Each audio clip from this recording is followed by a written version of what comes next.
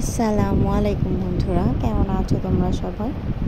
আশা করি খুব ভালো আছো। আলহামদুলিল্লাহ আমিও খুব ভালো আছি। আজকে তোমাদের সঙ্গে আবারও একটা ভিডিও শেয়ার করতে চলে এসেছি। আজকে শেয়ার করব নিরামিষ সরষে বেগুনের রেসিপি। আশা করি ভিডিওটা ভালো লাগবে। প্রথম থেকে শেষ পর্যন্ত ভিডিওটা দেখার অনুরোধ রইল। এর জন্য প্রথমে আমি এখানে কয়েকটা গোল ঝুরি বেগুন একটু মোটা মোটা করে কেটে নিয়েছি। লবণ ও হলুদ মাখিয়ে ম্যারিনেট করে রেখে দিয়েছি কিছুক্ষণের জন্য। কড়াইতে আমি তেল দিয়ে দিয়েছি। এখানে আমি সরিষার তেলটাই ব্যবহার করছি। সর্ষে বেগুনের জন্য কিন্তু সরিষার তেলটাই ভালো হবে। এরপরে ম্যারিনেট করে রাখা বেগুনগুলোকে দিয়ে দিয়েছি। উল্টে পাল্টে একে একে সুন্দর করে ভেজে নিচ্ছি। প্রথমেই কিন্তু বেগুনগুলোকে এভাবে মাখিয়ে রাখতে হবে লবণ ও হলুদ দিয়ে আধা ঘন্টার জন্য। বেগুনের গায়ে থেকে অতিরিক্ত পানিটা ঝরে যাওয়ার পর শুরু করে দিয়েছি রান্না।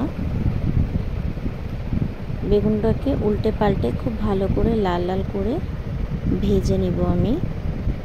মাঝখানে 2 দিন আমি কিছু অ্যারেঞ্জ করতে পারিনি তোমাদের সঙ্গে শেয়ার করার মতো, এই জন্যই আমি ভিডিও পোস্ট করতে পারিনি।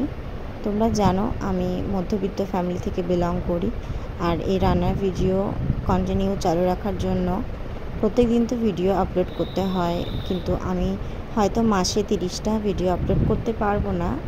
হয়তো যেটুকু পারবো সেটুকু তোমাদের সঙ্গে শেয়ার করব। তোমরা প্লিজ আমাকে এইভাবেই সাপোর্ট করো আর আমার ভিডিওগুলোকে দেখে শেয়ার করে দিও।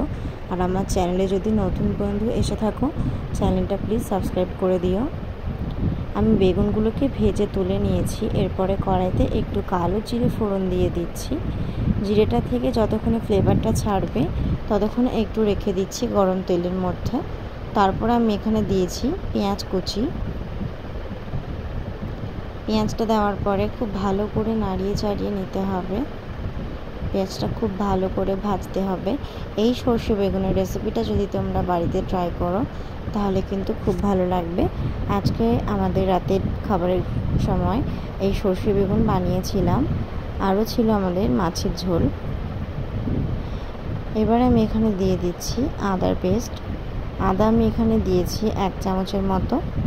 খুব ভালো করে পেঁয়াজের সঙ্গে আদাটা মিশিয়ে নিচ্ছি, নিচের দিকে যাতে লেগে না যায়, এর জন্য কিন্তু ঘন ঘন নাড়াচাড়া করতে হবে।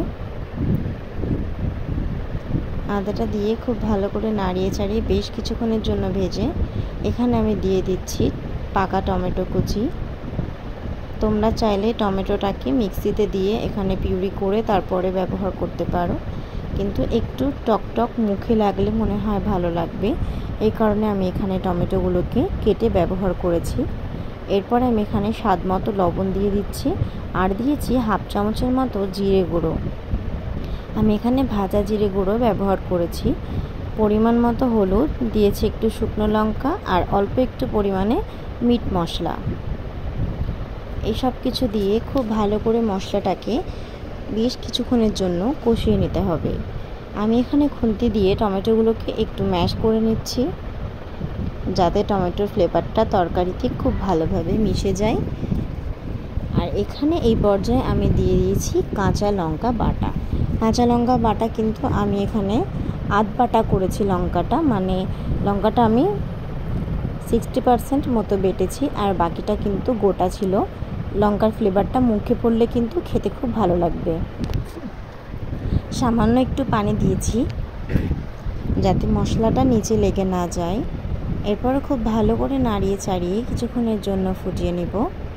তারপর এখানে দিয়ে দিচ্ছি আমি বেটে রাখা সর্ষেটা একটু বেশি পরিমাণেই লাগবে। খুব ভালো করে বেটে নিয়েছি এটা একেবারে মিহি করে। তোমরা মিক্সিতেও পেস্ট করে নিতে পারো, কিন্তু আমি মিক্সার চালাতে পারি না, ভয় করে ভীষণ, যেহেতু কারেন্টের জিনিস আমি এখনও পর্যন্ত ওটা শিখিনি। এরপরে আমি নাড়াচাড়া করে সামান্য একটু পানি দিয়েছি যাতে ঝোলটা গায়ে মাখা মতো হয়ে যায়। ভেজে রাখা বেগুনগুলো এর উপরে দিয়ে দিচ্ছি। একটু ভালো করে নাড়িয়ে চাড়িয়ে নেব। উপর থেকে একটু কাঁচা সরষের তেল ছড়িয়ে দিয়েছি ফ্লেভারের জন্য। কাঁচা সরষের তেলটা কিন্তু অবশ্যই দিতে পারো।